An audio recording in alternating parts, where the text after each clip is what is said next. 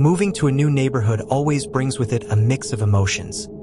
The excitement of a new beginning, the nostalgia of what is left behind, and sometimes an unsettling feeling of the unknown. Our new house was located in a neighborhood that seemed straight out of a postcard: tree-lined streets, well-kept houses, and friendly neighbors who welcomed us with smiles and homemade cakes.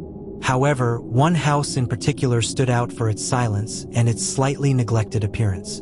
It was the house of our neighbor, Mr. Caleb. From the beginning, Mr. Caleb seemed to me a lonely man. He was an older man with a gaunt appearance and always dressed in old-fashioned clothes. His eyes, however, were what disturbed me the most. They had an intense, almost penetrating look that made me feel uncomfortable every time our paths crossed. Despite his strange habits, I never thought he could be dangerous. He simply seemed like a lonely old man who preferred the company of his own thoughts. Everything began to change one autumn afternoon when I was in the garden collecting fallen leaves. I noticed that Mr. Caleb was watching me from his window. This wasn't the first time I had seen him do it, but that afternoon, his gaze seemed more fixed and insistent. I decided to greet him with a wave of my hand, hoping that a simple show of kindness could break the ice between us.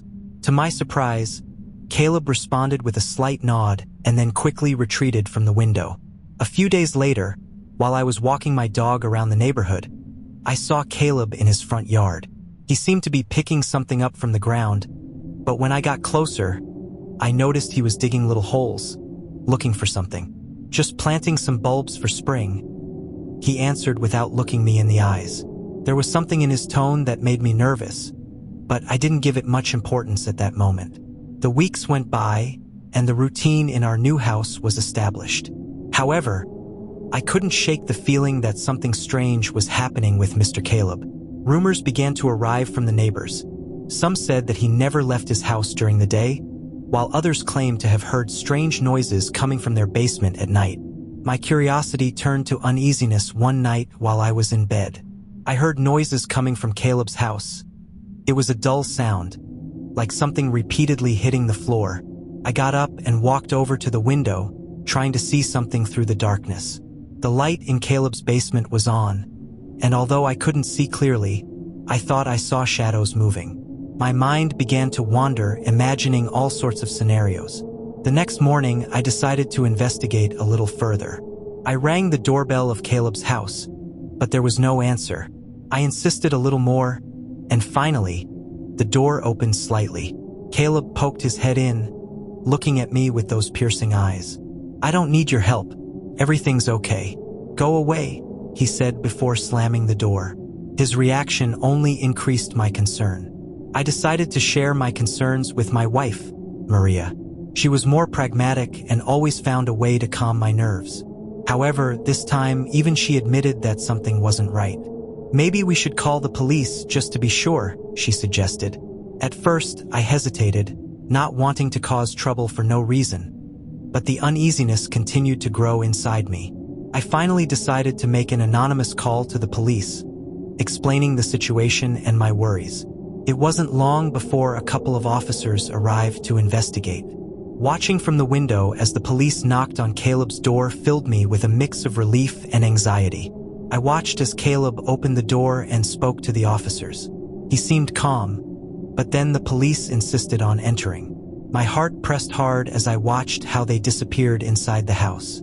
A few endless minutes passed before one of the officers came out, pale and with a serious expression. Immediately, more police cars and an ambulance arrived at the scene. I knew something terrible had been discovered. Hours later, a detective knocked on our door. "Good afternoon, I am Detective Ramirez. I understand that you were the one who made the call about Mr. Caleb," he said. "Yes, it's me. What happened? Is everything okay?" I asked, although deep down I knew the answer would be no. "We found something very disturbing in Mr. Caleb's house. We would like to ask you a few questions," the detective replied. We were taken to the police station for questioning. On the way there, my mind was filled with dark thoughts. When we arrived, they sat us down in a small interrogation room and began asking questions about our interactions with Caleb and what we had observed. Detective Ramirez finally revealed to us what they had found in Caleb's basement. a hidden room behind a bookcase. Inside that room was a macabre collection of human bones, carefully arranged and labeled. They also found newspaper clippings, photographs, and personal items of several missing people over the years. The news froze me. I would never have imagined that our neighbor, the lonely Mr. Caleb, could be a killer. The authorities assured us that they were doing everything possible to identify the victims and understand how Caleb had managed to evade justice for so long. The following weeks were a whirlwind of police activity and media coverage. Our once quiet neighborhood became the center of attention of the press. Reporters and curious people gathered in front of Caleb's house, trying to get any information about the case. Meanwhile, I couldn't stop thinking about the horrors that had occurred right next door to our house. The idea that we had lived so close to a monster haunted me day and night. Sometimes I would wake up in the middle of the night, sweating and with my heart racing, imagining the screams and suffering of Caleb's victims. Maria tried to maintain normality at home, but even she couldn't hide her fear and worry. How could we have not noticed anything? She asked herself over and over again. We had no answers, only an overwhelming feeling of helplessness. One day while she was in the garden, I found something that left me cold in the bushes. A small package wrapped in old cloth. I picked it up with shaking hands and slowly opened it. Inside, I found a small wooden box with a handwritten note. To my neighbor, with affection, the box contained a set of human bones, carefully arranged in a macabre pattern. I called the police immediately, and when they arrived, they inspected the box carefully. It seems that Caleb had plans for you too, said Detective Ramirez, looking at me seriously. The revelation was devastating. The thought that I could have been one of Caleb's victims was unbearable. I felt vulnerable and exposed, unable to protect my family from the horrors that surrounded us. As the days passed, the details of Caleb's case began to come to light. They revealed that he had been collecting human bones for decades. His victims were mostly lonely and marginalized people, those whose disappearances had not immediately drawn attention. Caleb had perfected his macabre hobby, using his skills to go unnoticed and avoid suspicion. Despite the revelations, there were still many unanswered questions. What had led him to commit such atrocities? How had he managed to hide his collection for so long? The authorities continued to investigate, but many of the answers went with Caleb, who had taken his own life in his cell shortly after his arrest. Over time, the neighborhood tried to return to normal, but Caleb's shadow never completely dissipated. His house was demolished, and in its place, a small park was built in memory of his victims. However, for me, the horror of those days never went away. Often, I find myself thinking about Caleb's eyes, that intense, penetrating gaze that seemed to see beyond the surface. I wonder if I will ever be able to forget the feeling of being watched by a man who hid such a dark soul behind those eyes. The answer, unfortunately, is probably no. Life in the neighborhood was never the same again. The rumors about what happened in Caleb's house became stories that parents told their children to keep them away from darkness and danger. Although the house was demolished and the park built in its place was filled with children's laughter, the memory of Caleb's atrocities remained engraved in the collective consciousness of the neighborhood. For my part, I tried to return to normality, but it was not easy. The nights were the most difficult. I often woke up in the middle of the darkness, listening to existing noises, feeling Caleb's gaze still fixed on me. Maria, although she tried to stay strong, also showed signs of the tension we had lived through. She slept little, and sometimes I would find her crying silently in the kitchen. One day while I was looking through the garage, I found an old toolbox that I did not remember having seen before. When I opened it, I discovered that it contained more objects that belonged to Caleb's victims. There were photographs, small jewels, and other personal memories. I felt a mixture of repulsion and compassion. These objects were all that remained of the lives of those people. I decided to take the box to the police, hoping that it could help identify more victims and bring some peace to their families. Detective Ramirez greeted me with a look tired but grateful. "Thank you for this," she said as she picked up the box. "Each little piece helps us complete the puzzle." As I walked back home, I realized that although Caleb had been arrested and no longer posed a threat, his legacy of terror lived on in us. The community had changed, and so had we. Little by little, Maria and I began to rebuild our lives. We supported each other and tried to focus on the positive. We organized meetings with neighbors and tried to strengthen community ties and make sure everyone felt safe again. However, every time I passed by the park that now occupied the place of Caleb's house, I felt a chill run down my spine. A year after the events, we decided to move. Although we had made many friends in the neighborhood, Caleb's shadow was too heavy to continue living under. We found a house in a different neighborhood, far from the dark memories that haunted us. The moving process was difficult, full of mixed emotions, but we knew it was the best for our mental and emotional health. In our new home, we tried to start over. However, the scars from our experience with Caleb did not completely disappear. We remained in contact with Detective Ramirez, who kept us informed of the progress in the case. Despite the difficulties, we wanted to make sure that Caleb's victims were not forgotten. One day, we received a letter from one of the victims' families, thanking us for helping to uncover the truth and bring some peace to their lives. The letter was a small consolation, a reminder that despite the horror we had lived through, we had contributed to something positive. Life went on, and over time, the nightmares became less frequent. Although we will never forget what happened, we learned to live with it. We became stronger and more united as a family. Maria and I found ways to support others who had lived through similar experiences, sharing our story and helping to build a more conscious and vigilant community. Sometimes, on quiet nights, as I sit in the garden of our new house, I look at the stars and think of all the lives that crossed paths with ours because of Caleb. I wonder what it would have been like if we hadn't made that call to the police, if we had ignored our concerns. It's in those moments that I realize the importance of being alert and listening to our instincts. Caleb was a monster hiding in plain sight, a reminder that evil can be closer than we think. The experience taught us to never underestimate the importance of community and mutual vigilance. The park that replaced Caleb's house became a place of memory, a space where people could remember the victims and reflect on the fragility of life.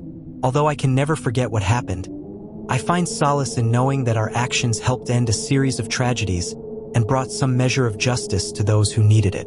And so, life goes on, marked by the scars of our past but driven by the hope and resilience we find within. Each day is an opportunity to remember, heal, and build a safer future for all. If you're enjoying the video, please subscribe the channel for future videos and like and share with your friends.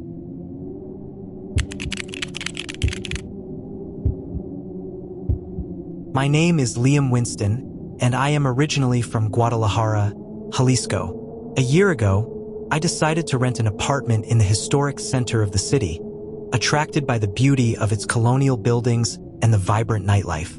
The idea of living in a place with so much character and history seemed fascinating to me. However, I never imagined that this decision would take me to the edge of sanity, thanks to the creepiest twins I have ever met.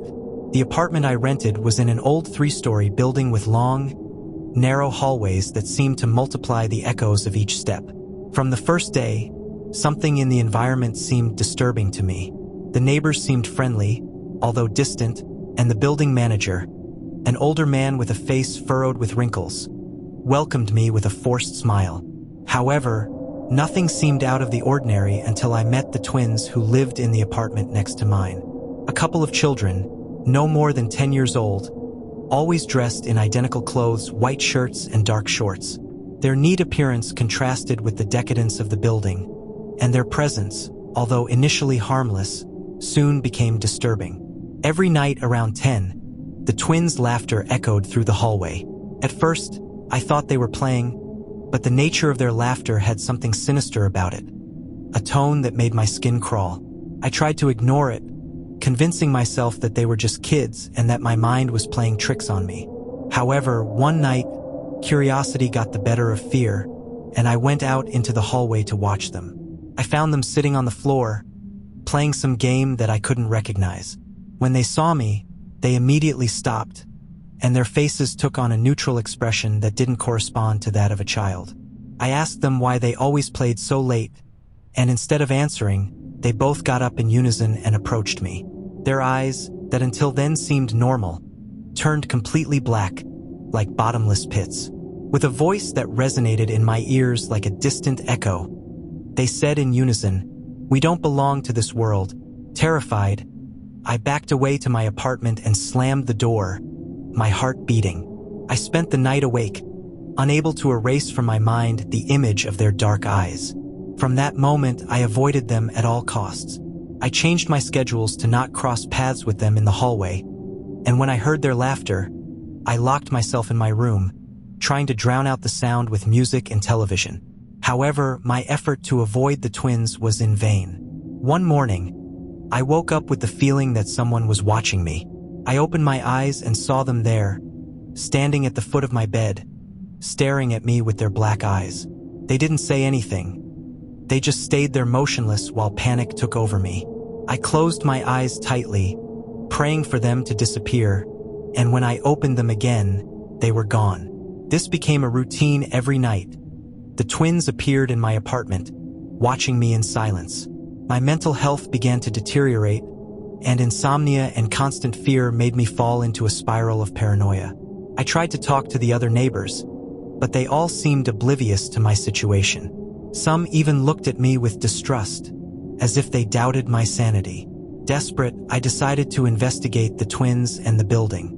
I spent entire days in the local library, looking through old files and documents. What I discovered made my blood run cold. More than 50 years ago, in that same building, a tragedy had occurred.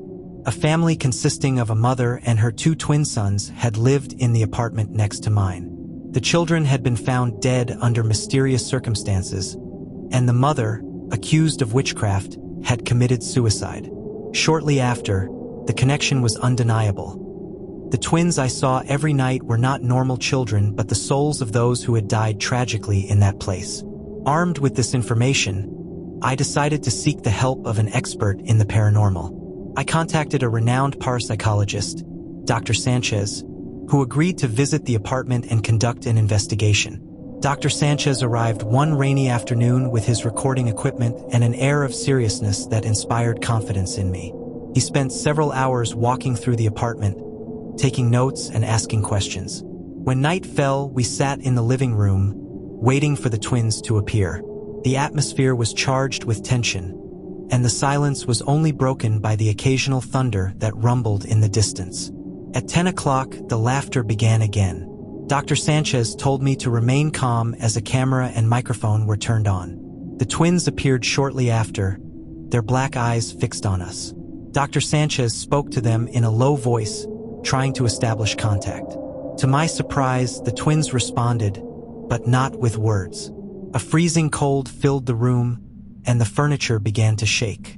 Dr. Sanchez recited a prayer in Latin, and the twins let out a deafening scream before fading away. The cold disappeared, and calm returned to the room.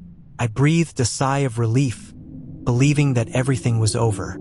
However, Dr. Sanchez warned me that it was only a first battle won, and that the souls of the twins were deeply rooted in the building. That night, I slept for the first time in a week without being disturbed. However, the relief was short-lived. The next night, the laughter became more intense and disturbing than ever. I decided that I had to go further and face the origin of the evil in that place. Dr. Sanchez suggested performing a complete exorcism in the twins' apartment. He prepared a detailed ritual and explained each step to me. As night fell, we began the exorcism. The air was charged with electricity, and each word spoken by Dr. Sanchez seemed to vibrate in the walls. The twins appeared again, but this time, their form was sharper, more real. Their black eyes shone with a malice I had not seen before. Dr. Sanchez continued the ritual, and an invisible fight began to develop. The walls creaked, objects flew around the room, and a freezing wind whipped our faces. I felt an unbearable pressure on my chest, as if something was trying to rip my soul out. I looked at Dr. Sanchez, who continued reciting the words with determination. Suddenly, one of the twins let out a heart-wrenching scream and vanished in a cloud of shadows. The other twin fell to his knees, looking at Dr. Sanchez with a mixture of hatred and despair before disappearing as well. Calm slowly returned to the apartment. Dr. Sanchez, exhausted but triumphant, assured me that the souls of the twins had been freed and that the building was clean of their influence. Grateful but still fearful, I asked him if it was really all over. He nodded, but his look indicated that there was still a shadow of doubt. The next few days were strangely quiet. The nightly laughter ceased, and the atmosphere in the building became lighter, less oppressive. However, a persistent uneasiness continued to haunt me. I felt that something was not quite right, as if an invisible presence was still watching me. I decided to move. Unable to bear the constant uncertainty, I found a new apartment in a different neighborhood and began to rebuild my life. However, the experience with the twins left a mark on me in a way that I will never forget. A year later, I received an unexpected call from Dr. Sanchez. He told me that he had continued to investigate the twins and had discovered something disturbing. The family that had lived in the building was not the only one connected to evil. The building itself had been built on an ancient sacrificial site, and the twins were only the most recent manifestations of a long history of horror. Dr. Sanchez warned that although we had freed the twins, the darkness in the building could manifest itself again in other forms. He advised me to stay away and get on with my life. I was grateful for his call and warning, but a part of me knew that the shadow of that place would never completely disappear. Sometimes, in the stillness of the night, I can still hear distant laughter, and the image of the twins' black eyes haunts my dreams. The experience taught me that some doors are never meant to be opened, and certain secrets are meant to remain hidden. I will live with this knowledge and the memory of the night twins, hoping that I will never again have to face the darkness that once dwelled in my own home.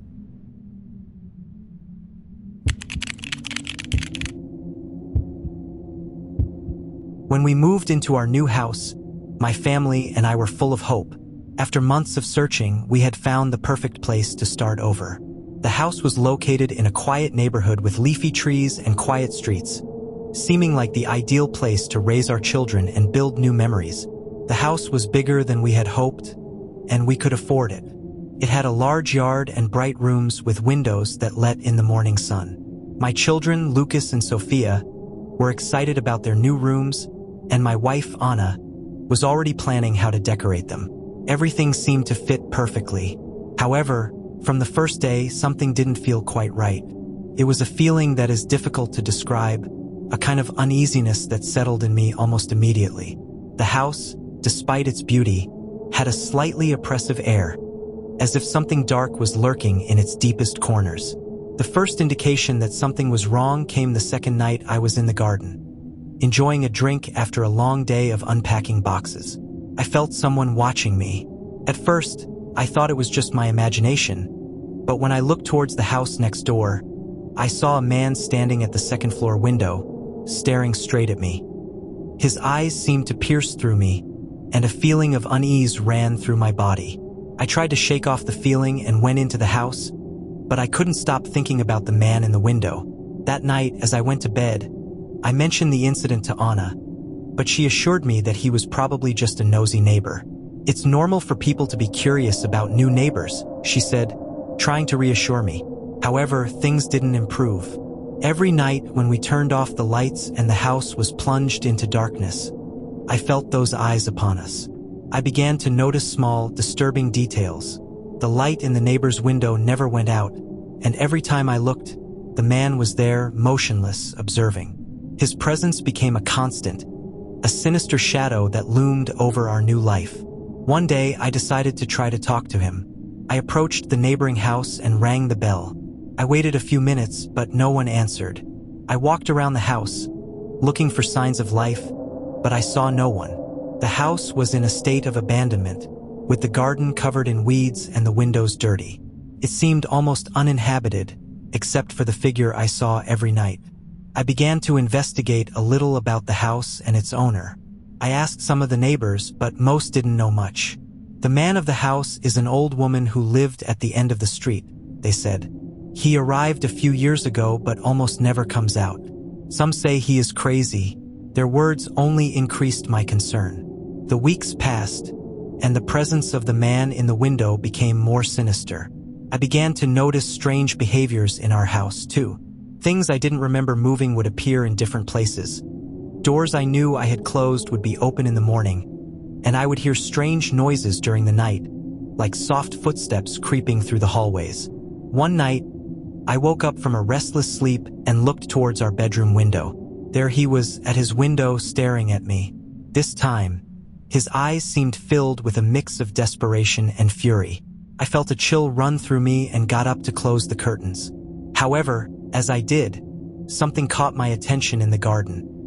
A dark figure moving through the bushes. I walked down the stairs quietly, trying not to wake Anna. When I got to the garden, the figure had disappeared, but the grass was flattened where I had been standing. My heart was pounding as I walked back into the house, convinced something else was going on. The next morning, I decided enough was enough. I called the police and explained the situation. The officers who responded to my call were friendly but skeptical. They checked the neighboring house but found no one. "It's probably just an old, lonely man," one of the police said, "but we'll keep an eye on the neighborhood, just in case." The police response didn't reassure me. That night, after everyone had gone to bed, I sat in the living room, waiting. I felt like I had to be alert. Something terrible was about to happen. Around midnight, I heard a noise in the kitchen. I slowly got up and walked over, trying not to make a sound. When I got to the kitchen, I saw the back door was ajar. My heart was pounding as I walked over to close it, but something stopped me. I heard a whisper, a voice coming from outside. I walked over to the window and saw someone standing in the yard near the door. It was the man from the neighboring house. I decided to confront him. "What are you doing here?" I asked, trying to keep my voice steady. The man looked at me with eyes full of madness. "She's here," he whispered. "My wife is here." I felt a chill run through me. "I don't know what you're talking about," I replied. "There's no one here except my family." The man denied with his head, desperate. "No, you don't understand. She left, but now she's here. She came back to me." I realized I was dealing with someone who was not in their right mind. "She needs to leave," I said, trying to stay calm. "I'm going to call the police." The man came closer, his eyes locked on mine. "You can't take her from me again. She's mine." Then, before I could react, he ran off into the darkness. I called the police immediately. When they arrived, they searched the area but found no trace of the man. They told me to keep the doors and windows closed and to call if he showed up again. That night, I couldn't sleep. I sat in the living room, staring out the window, waiting for the man to return. I felt a mix of fear and anger. This man was disturbing our peace, and I felt I had to do something about it.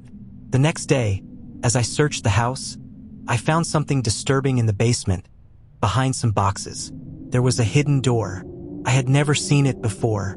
I cautiously opened it and discovered a small room filled with old, dusty items.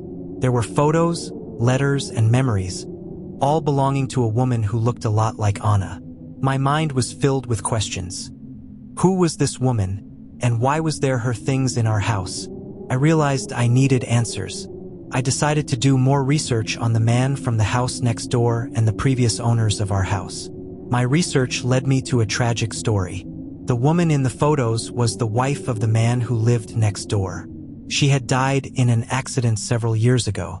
After her death, the man became reclusive and began to show signs of mental instability. He had apparently convinced himself that his wife was not really dead and that she had come back to him in spirit form. I began to understand the reason behind his actions. In his disturbed mind, he had seen Anna and confused her with his deceased wife. This explained his strange behavior and his obsession with our house. One night, while I was alone in the living room, I heard a noise at the back door. I slowly got up, trying not to make a sound, and approached the door, which was ajar. I opened it cautiously and saw the man standing in the doorway, looking at me with eyes full of desperation. "Please let me see her," he begged. "She is here." I felt a mixture of fear and compassion. "You can't be here," I said firmly. "You need help." The man shook his head, tears running down his cheeks. "She's mine. You can't take her from me again." I decided enough was enough. I called the police and explained the situation. When they arrived, they found the man still in our yard. This time, they arrested him and took him for a psychological evaluation. After his arrest, things began to calm down. However, the feeling of unease didn't completely go away. I knew the man hadn't acted out of malice, but out of deep sadness and confusion. His tragic story left an indelible mark on me. Despite everything, we tried to move on. Anna and I reinforced the security of the house and tried to focus on our family. But every time I looked out the window at the neighboring house, I couldn't help but remember the man's eyes, filled with desperation and pain. Over time, we discovered that the help the man had received had stabilized him. He was transferred to an institution where he could receive the treatment he needed. Sometimes I think about visiting him to try to better understand his pain and offer some kind of solace. This experience changed us all. I learned that true terror does not always come from supernatural forces, but from the fragility of the human mind and unresolved pain. Although our house is now quiet, the memory of those desperate eyes in the window remains a constant presence in my mind, a reminder that true horror often lies in the depths of the human mind.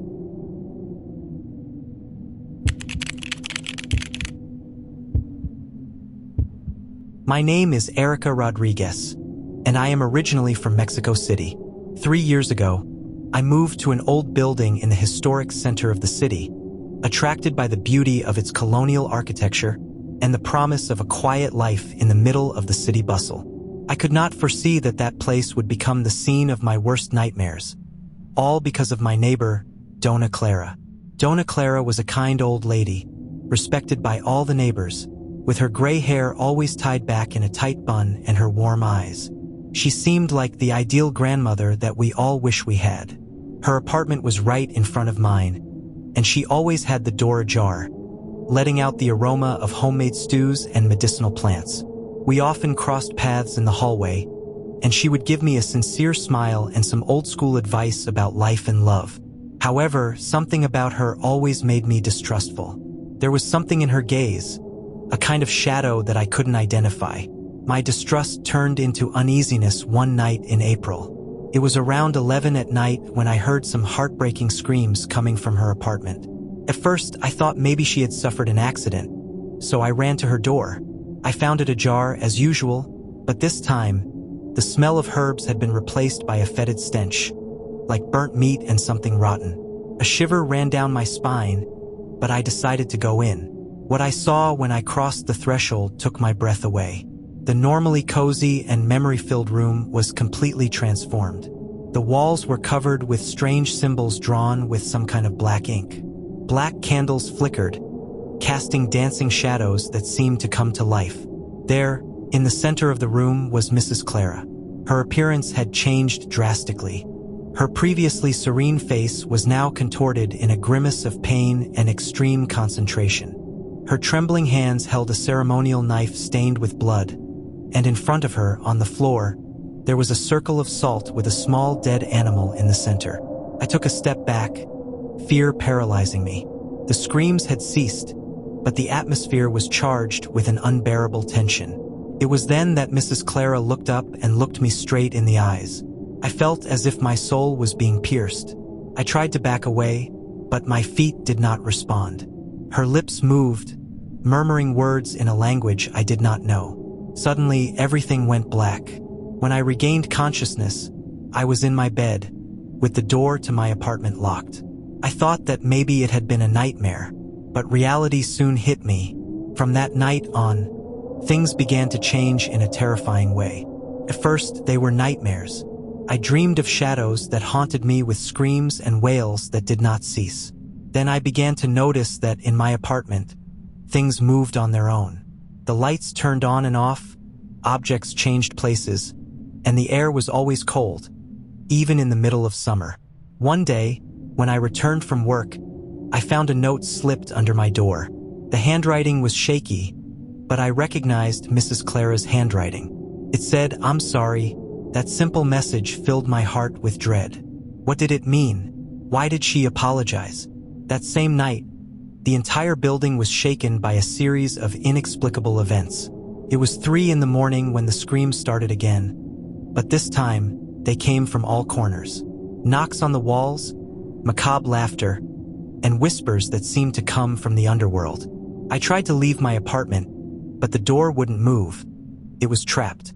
I looked through the peephole and saw my neighbors running down the hallway, their faces deformed by something. Some were desperately knocking on the doors. Others simply collapsed on the floor, crying. Finally, the door swung open, and I ran out without direction. Mrs. Clara was in the center of the hallway, surrounded by a spectral red light. Her body writhed in an unnatural manner, and her mouth came out with words in that unknown language. My neighbors, those who were still conscious, seemed hypnotized by her gum. I tried to scream, but my voice would not come out. It was then that I felt a cold hand on my shoulder. I turned around and saw an ethereal figure, a young man with empty eyes who stared at me. I tried to back away, but my feet did not respond. The figure spoke, his voice a distant echo, as if it came from the bottom of a well. "You have to stop her," he said.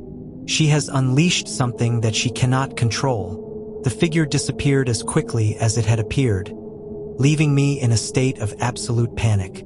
I knew I had to do something, but I had no idea what. The dawn brought with it an eerie silence. The screams ceased, and my neighbors, those who survived, were in a state of shock. Some left the building that same morning. Others simply locked themselves in their apartments, refusing to talk about what had happened. I, however, could not leave. I felt a responsibility, a weight on my shoulders. I knew I had to find out what was happening and stop it before it was too late. I began to research Doña Clara and her practices. I visited libraries, spoke to local historians, and consulted occult specialists. I discovered that the symbols I had seen in her apartment were ancient and dangerous, used in rituals to invoke dark entities. But the most terrifying thing was to discover that Doña Clara was not the first to try these rituals in the building. There was a pattern of strange events and disappearances that went back decades. Determined to end the curse, I armed myself with courage and some protective objects that the specialists had recommended to me. One night, at exactly 3 in the morning, I returned to Doña Clara's apartment. It was closed, but when I touched it, it slowly opened as if waiting for me. The interior was darker than ever. The black candles still flickered, and the symbols glowed with a sinister light. Doña Clara was in the center of the room. Her body seemed more fragile, almost translucent. She looked at me with those dark, empty eyes, and I knew that there was nothing left of the kind woman I knew. She raised the ceremonial knife, but before she could do anything, I pulled out a protective amulet and threw it into the circle of salt. A flash of white light flooded the room, and an agonized scream echoed off the walls. Doña Clara fell to the floor. The knife slipped from her hands and disintegrated into dust. The white light faded, and silence returned. I approached her, whispering a prayer that had been shown to me. Her eyes, now filled with tears, regained a glimpse of clarity. "I'm sorry," she murmured with her last breath, and her body dissolved into nothingness. Since that night, the building returned to normal. The nightmares ceased, and the dark atmosphere disappeared. However, I never forgot what had happened. I stayed in the building, trying to rebuild my life, but the memory of Doña Clara and the horrors she unleashed never left me. Every time I pass by her old apartment, I feel a chill and a voice in my mind that reminds me that some doors should never be opened and some rituals should never be performed.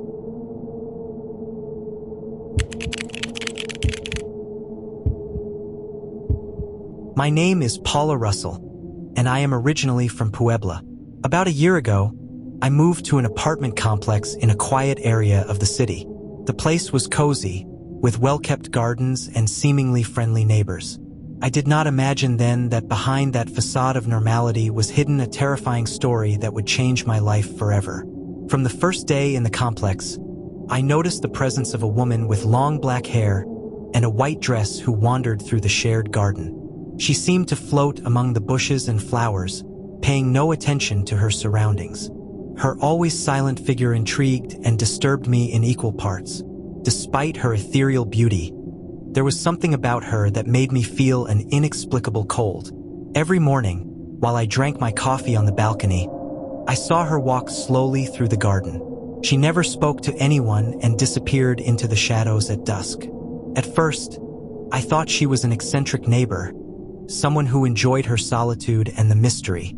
However, the more I observed her, the more convinced I became that there was something more in her behavior. One day, I decided to talk to some neighbors to find out more about her. However, every time I mentioned the woman in the white dress, people changed the subject or made excuses. Their reactions quickly seemed strange to me, as if there was a tacit pact of silence about her existence. Intrigued, I decided to follow her. One afternoon, I saw her come out from the back of the garden and slip towards my neighbor's house. Mr. Ramirez was a reserved, middle-aged man who had always been polite but distant. I waited a few minutes before approaching his door, my heart beating fast as I knocked, wondering if I was about to discover something I would rather not know. Mr. Ramirez opened the door, and when he saw me, his face showed a mixture of surprise and resignation. Before I could say anything, I asked him directly about the woman. His reaction was immediate. His expression turned serious, and he invited me in, pointing to an armchair in the living room. "I suppose it's time to tell you the truth," he began, his voice trembling slightly. "That woman you see in the garden is my wife, Isabel. She died more than 5 years ago in a car accident." I remained silent, unable to process what I had just heard. How could it be possible? How could it be that a deceased woman was wandering around the garden every night? Mr. Ramirez continued to explain to me that since Isabel's death, he had started to see her again. At first, he thought it was a manifestation of his pain, an illusion caused by his desperate mind. But soon, he realized it was something more. "Isabel always appears at dawn and disappears at dusk," he said, his voice full of sadness. "She never speaks. She only wanders around the garden as if looking for something or someone." As I listened to his story, I felt a shiver run down my spine. The pieces began to fit together. The murmurs between the neighbors, the sidelong glances, the awkward silence every time I mentioned the woman in the white dress. Everyone knew, but no one wanted to talk about it. That night, I could barely sleep. Thoughts about Isabel and her tragic death mixed with images of her ghostly figure in the garden. I decided I had to do something, try to communicate with her somehow. If she was trapped between this world and the next, maybe I could help her find peace. The following night, I gathered my courage and waited in the garden. The full moon dimly illuminated the plants and trees, creating disturbing shadows. Shortly after midnight, I saw Isabel's figure slowly appear between the bushes. I took a flashlight and, with my heart in my throat, approached her. "Isabel," I called softly, "I know you can hear me. I want to help you."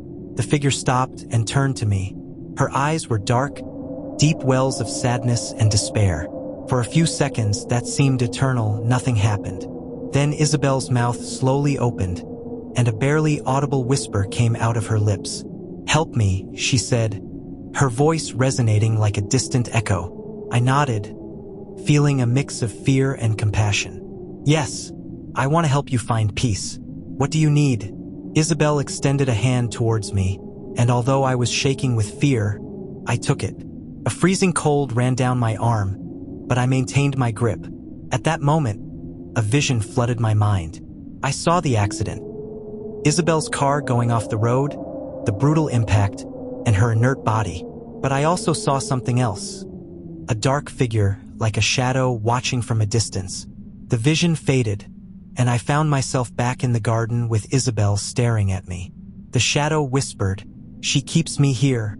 I decided to look for more information about the accident and that dark figure Isabel had mentioned. I spent days going through newspaper archives and talking to people who knew Isabel. I discovered that the accident had occurred on a notoriously dangerous road where many others had lost their lives. Some people spoke of a curse on that road, of a dark presence that caused the accidents. With this new information, I approached Mr. Ramirez and told him what I had discovered. I decided that we should perform a ritual to free Isabel from the shadow that held her back. We contacted a woman known for her abilities in the paranormal, a shaman named Doña Maria, who had helped other trapped souls find peace. Doña Maria arrived one rainy afternoon, bringing with her candles, herbs, and amulets. She explained to us that the ritual should be performed exactly at midnight when the veil between the worlds was thinnest. She set up a circle of protection in the garden and instructed us on what we should do. As midnight approached, the atmosphere became heavy, charged with electricity. Mr. Ramirez and I stood inside the circle while Doña Maria began to recite chants. Isabel appeared, her ethereal figure glowing under the candlelight, but she was not alone. A dark shadow materialized behind her, an evil presence that seemed to absorb all the light around it. Doña Maria raised an amulet and held it in front of the shadow, uttering words of power with a strong and firm voice. The shadow writhed, letting out a high-pitched scream that made me cover my ears. Isabel seemed paralyzed, trapped between the light of the amulet and the darkness of the shadow. Now Doña Maria screamed, and Mr. Ramirez and I joined our voices to hers, repeating the words of the chant. The light of the amulet intensified, and the shadow began to disintegrate, leaving behind a trail of darkness that dissipated into the air. Isabel looked at us one last time, her eyes full of gratitude. "Thank you," she whispered before disappearing in a flash of light. The garden fell silent, and a deep peace settled over us. Mr. Ramirez and I hugged each other, tears of relief running down our cheeks. Doña Maria assured us that Isabel had found peace and that the shadow would not return. We thanked her for her help and said goodbye. The following days were calm. The garden that before seemed to always be shrouded in a sinister shadow now shone with a new light. I no longer saw Isabel wandering around, and the atmosphere in the complex had become lighter and more cheerful. However, although Isabel was gone, her story left an indelible mark on my life. I learned that the world is full of mysteries and that sometimes souls need help to find their way. The experience also brought me closer to Mr. Ramirez, who became a good friend and confidant. Despite the peace we had achieved, I couldn't help but feel a persistent uneasiness. The shadow that had kept Isabel prisoner remained a mystery, and I wondered how many other souls could be trapped by it. I decided to dedicate myself to investigating more about these paranormal phenomena and help other people who might be facing similar situations. A year later, I received an unexpected call from Mr. Ramirez. He had found something among Isabel's belongings, a diary that she had kept secret. In the pages of Isabel's diary, I discovered detailed accounts of her encounters with the shadow, describing how the darkness felt, its presence stalking her. She had consulted experts in the paranormal and performed rituals and spells, but nothing seemed to work. The shadow was relentless, persistent in its quest to control her. At the end of the journal, I found an entry that made my blood run cold. Isabel had written about a desperate plan to confront the shadow once and for all. She had found an ancient exorcism ritual that promised to free her from its influence. However, the price was high. The ritual required a human sacrifice, an innocent life to unleash the power needed to confront the shadow. Horrified by what I was reading, I closed the journal and faced Mr. Ramirez. He had also read the final pages, and his expression was a mix of pain and guilt. We had freed Isabel from the shadow, but at what cost? How many other lives had been lost in their quest for freedom? We decided that we should take the journal to the police and tell them the truth about what had happened. Despite the risk of being accused of covering up, we knew it was the right thing to do. We could not allow the shadow to continue its reign of terror over other innocent souls. The police opened an investigation, and although at first they looked at us with skepticism, they soon found evidence to back up our claims.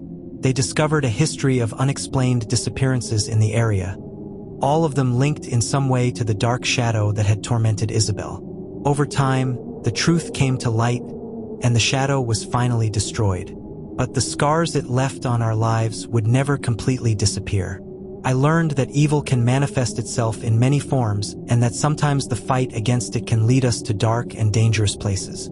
Despite everything, I found comfort in knowing that we had done the right thing in facing the shadow and freeing Isabel from its influence. Her spirit finally found peace and rest, and that was the most important thing. The experience taught me that the world is full of mysteries and dangers, but also of kindness and courage. Although I would never forget the horror we lived through, I would also remember the bravery and determination that led us to face that evil and put an end to its reign of terror. Over time, the wounds would heal, but the lesson I learned I would never forget. And as I moved forward, I would carry with me the memory of Isabel and her brave fight against the darkness that had haunted her to the very end.